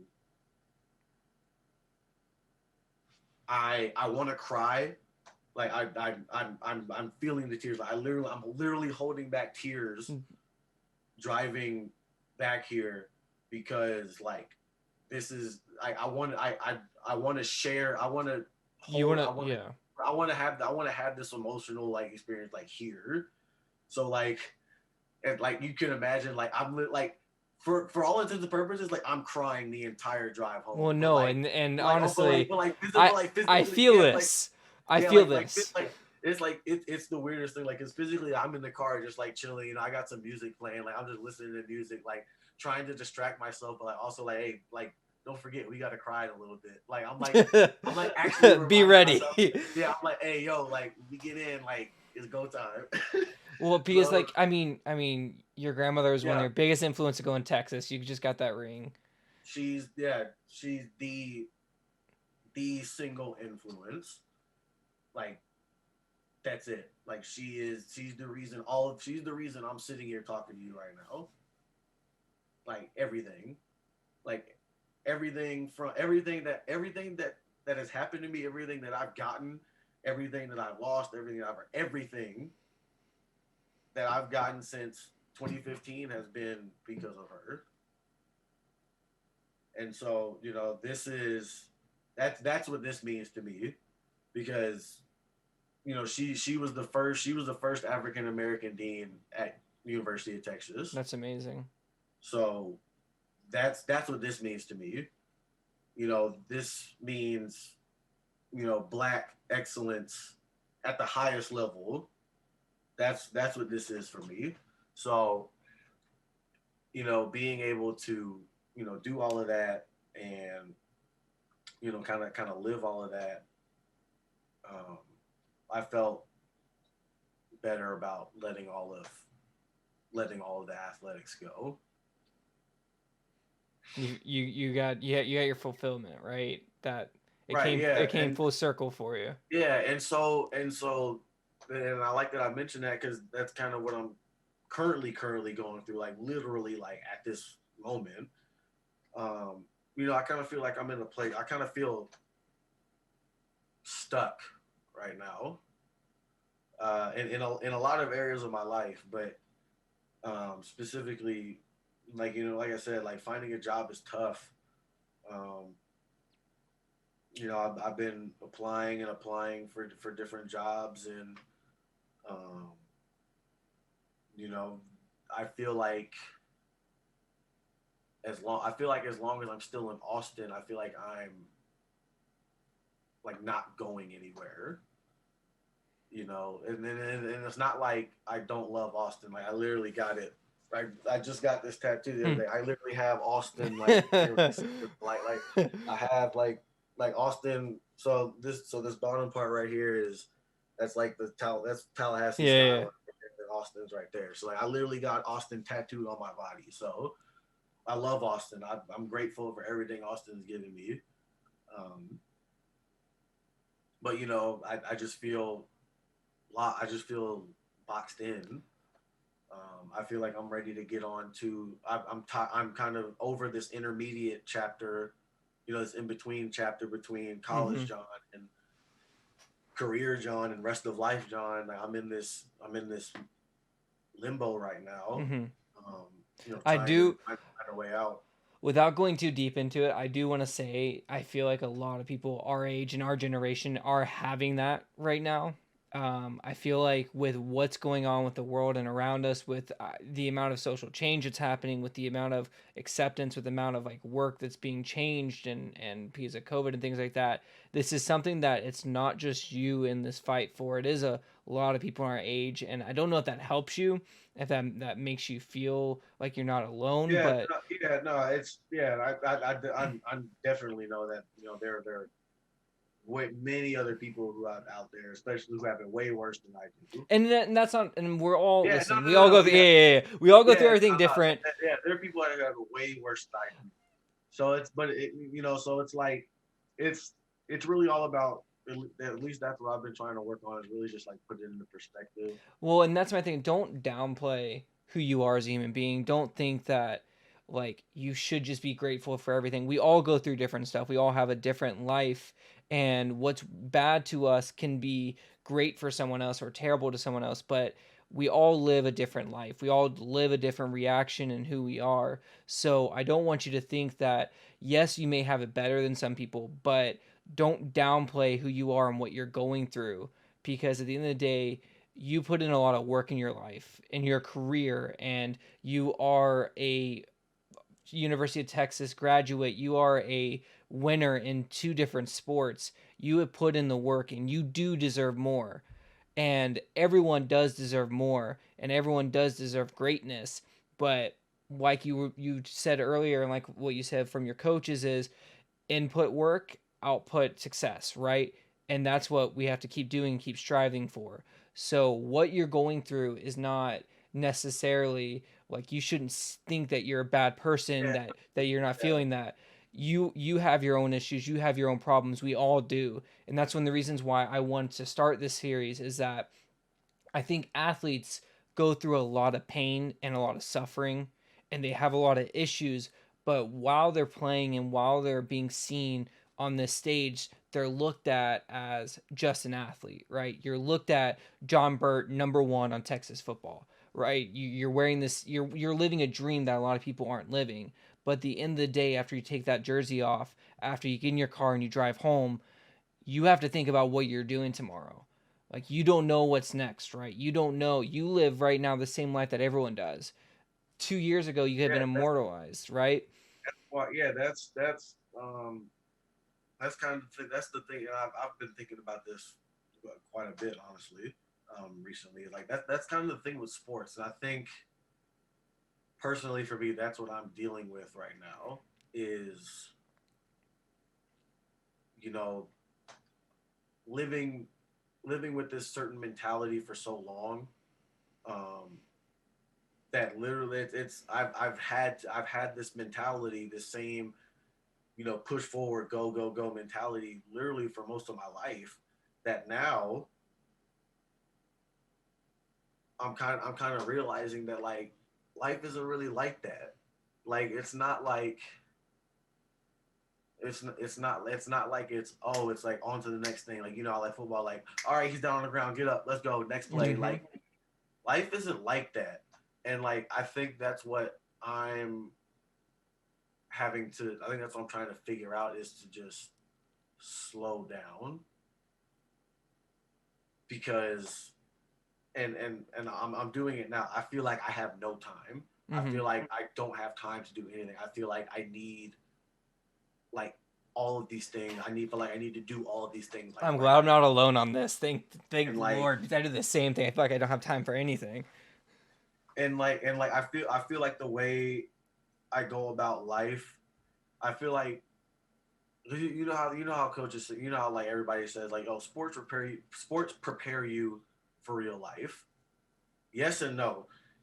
They teach you basic ideologies. Like they teach you like they teach you basic ideas about how to live life, but they don't really teach you how to live life. Mm-hmm. They just teach like they say like get like football is like the game of life kind of where it's like like there are winners and there are losers, and it's like you like, and Coach Herman would used to say this all the time, and like now like at that time I thought yeah that really makes a whole lot of sense, but now I'm just like I don't know. I don't really like that. He would always just say like, in life you're either this or you're this. Um, we don't do the thumbs up. Yeah. Yeah. There, so you either Yeah. this or you're this. Um, and I feel like I attached myself to that idea a little too much, and I feel like that's what happens. I feel like that's what happened to me from that point on. Um, when dealing with a lot of things. Even now, I feel like if something doesn't necessarily come out the way that I would have liked it to, it's a total L, and that's not always the case. And so like That's what sports teach you. that's one of exactly, and that's one of the main things that I'm really having to deal with as a civilian. Yeah. Uh, Welcome to is the real life, right? Yeah, that's one of the things I'm having to learn as a civilian is like not everything is wins and losses. Um, even in the little things. Uh, a few bad things will happen to me. Throughout the course of the day, like it could be something minor, um, and it'll put me in a mood for the rest of the day. Um, so that's one thing that I'm trying to get better at is, not letting a whole bunch of little things determine whether or not a day was good or bad.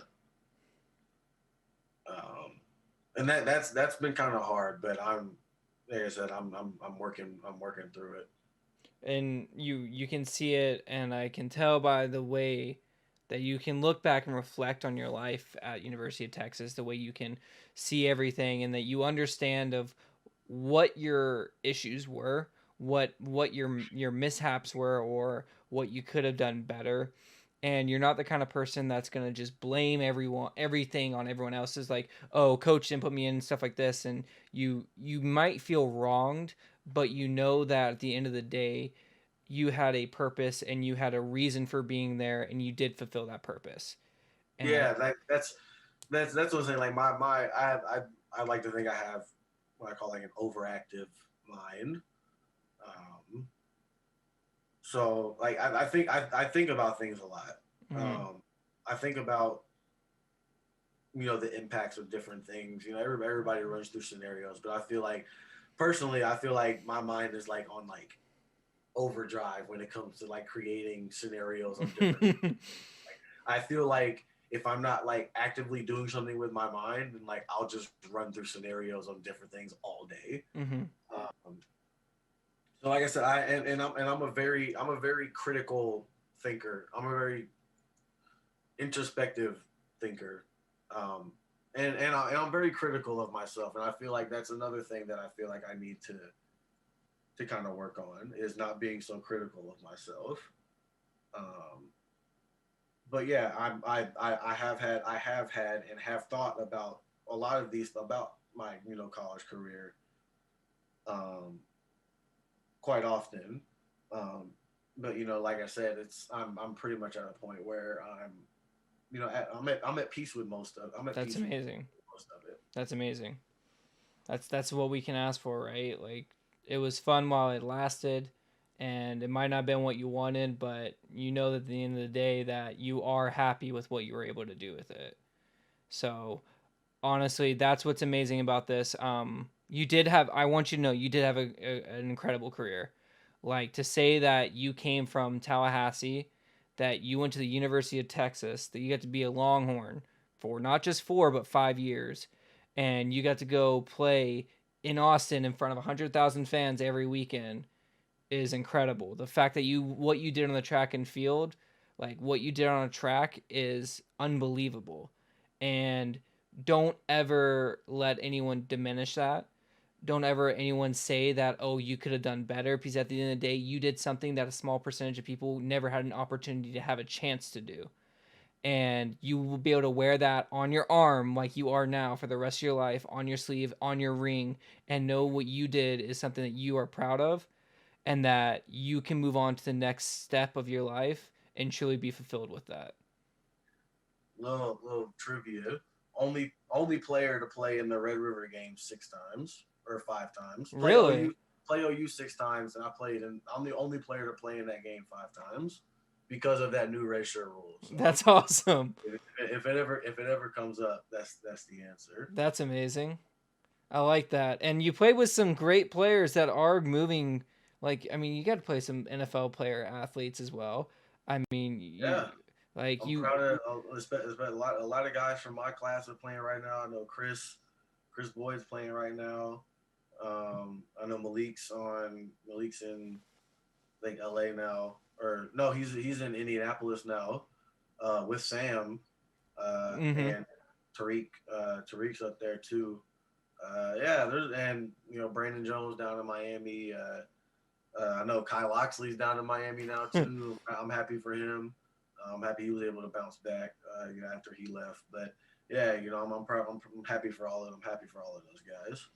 And you just, I want you to know you performed at a high level. I'm sorry that it didn't necessarily go the way it could have.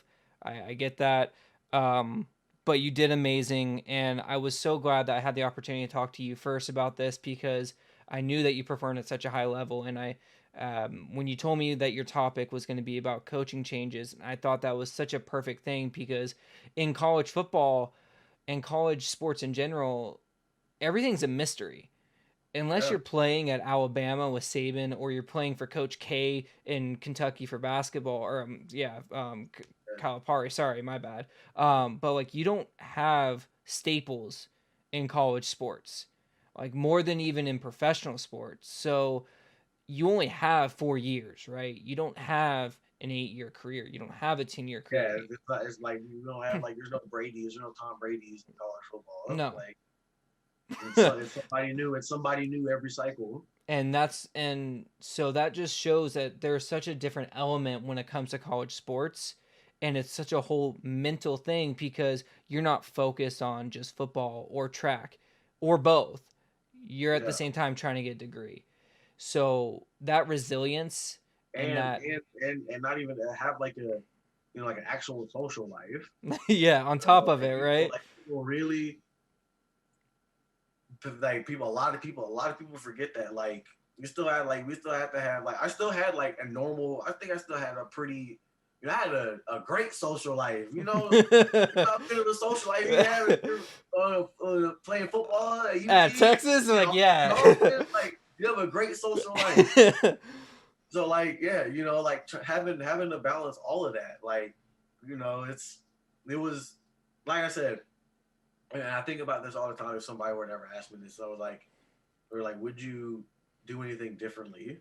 And a lot of people say, no, I would never do it differently. But like I truly believe there are some things that I would have done differently. Like if I could pick and choose, but like if it's an all or nothing thing, like no, you have to do it. You have to do everything that happened exactly the way it happened over again, or not. I would definitely do it over again. and that's amazing. 100%. I'm glad, and truly thank you for sitting down and talking to me. I know it's maybe something you've never told someone before or had even on a recording to be able to be put out there, but I appreciate your time. I appreciate everything you did, and it does truly mean a lot that you came on here and talked to me. Hey, nah, man. Thanks is all mine, man. Thanks for having me on here. I appreciate you. Like you said, like some a lot of this stuff, some people know there are some things that I never really felt like I had the freedom to really express until now. So thank you, and hey, I had a blast being on here with you, man. That's awesome. And obviously, if you do know anyone that does need to talk, if there's people out there that have a story and need it to be said, I do want to be that channel for them because I think this is very important for the sports world. I do, because I know everyone I know in my sports career, I struggle with different things. We all have struggles that we need to, and I think they're a lot more common, and they're a lot more, every person has that issue. We just don't have the opportunity to tell anyone. And that's why I asked you earlier if you had people you had to talk to, because some people don't have anyone to talk to. So, again, thank you so much, and I wish you the best in everything in your career. Hey, you too, man. Good luck with your podcast, man. I'll have to start checking out some other episodes now. So I took a long break, to be honest with you, a long break just because I've been really planning this and getting this idea in my mind, Yeah. but this is what's going to be. I have a few more coming up ready to go. Luckily, I reached out to 5 people, and 4 of the first 5 people all said yes right off the bat, and one was a maybe. So I was very surprised by that response, but I'm going to keep it going. Yeah, man. Like I said, I had a great time. Great podcast. Best of luck to you also, man. All right, you have a great night. Thank you everyone listening. This is Think Outside the Pylons. I am Chandler, and today I talked to John Burt, former wide receiver to Texas and athletic track and field superstar. All right, have a great night, man. Peace.